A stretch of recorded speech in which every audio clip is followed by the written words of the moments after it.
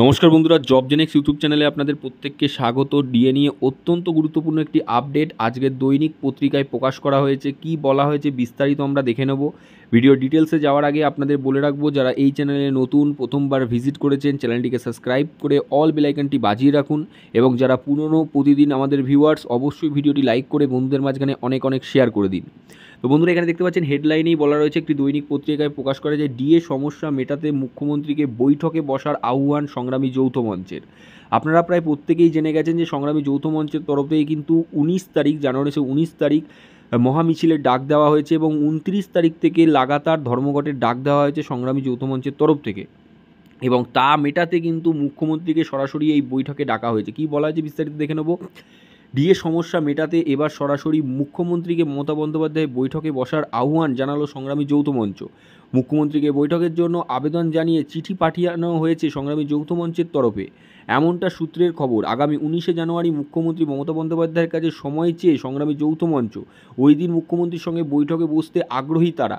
তবে এও স্পষ্ট করে দেওয়া হয়েছে, বৈঠকে না বসলে সরকারে অচলাবস্থার মধ্যে পড়তে হতে পারে, আর তার জন্য দায়ী হবেন মুখ্যমন্ত্রী নিজেই। পাশাপাশি আগামী 29শে জানুয়ারি থেকে লাগাতার ধর্মঘটের ডাক দিয়েছেন মঞ্চ। সোমবার সংগ্রামী যৌথ মঞ্চের তরফ থেকে বলা হয়, এর আগে মুখ্য সচিবের সঙ্গে বৈঠকে করে সমস্যার কোনো সুরা হয়নি।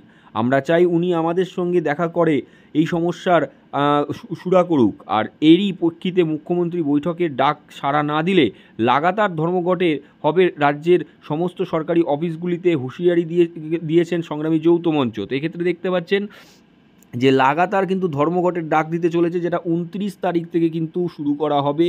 29শে জানুয়ারি থেকে কিন্তু লাগাতার ধর্মঘট হবে, এমনটাই বলা হচ্ছে। আরও কি বলা হয়েছে আমরা দেখে নেব।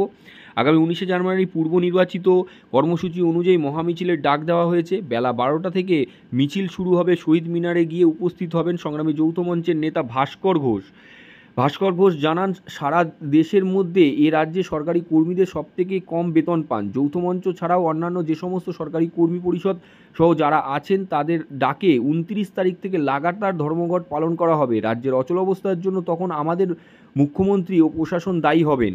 গত ডিসেম্বর রাজ্যের সরকারি কর্মীদের জন্য 4% ডিএ বৃদ্ধির ঘোষণা করে মুখ্যমন্ত্রী মমতা বন্দ্যোপাধ্যায়। তবে সেই ডিএ বৃদ্ধি ভিক্ষার দান বলে মনে করছে সংগ্রামী যৌথ মঞ্চ। উল্লেখ্য, এই রাজ্যে সরকারি কর্মীদের মহার্ঘ ভাতা সংক্রান্ত মামলা বর্তমানে সুপ্রিম কোর্টের বিচারাধীন।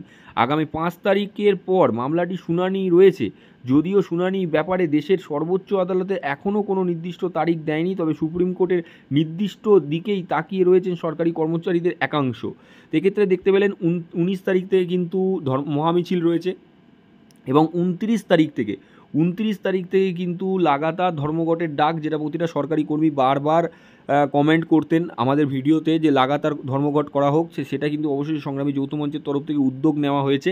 29 তারিখ থেকে লাগাতার ধর্মঘট হবে। যদি মুখ্যমন্ত্রী সংগ্রামী যৌথ মঞ্চের সঙ্গে দেখা করে এই সমস্যার সমাধান করেন তো ভালো, আর যদি না করেন সেক্ষেত্রে অবশ্যই কিন্তু লাগাতার ধর্মঘট কর্মসূচি শুরু হবে। তো আপনাদের কি মনে হয়, মুখ্যমন্ত্রী কি দেখা করবে সংগ্রামী যৌথ মঞ্চের কর্মীদের সাথে? অবশ্যই আপনাদের মতামত কমেন্ট বক্সে জানান, এবং ভিডিওটি লাইক করে বন্ধুদের মাঝখানে শেয়ার করে দিন।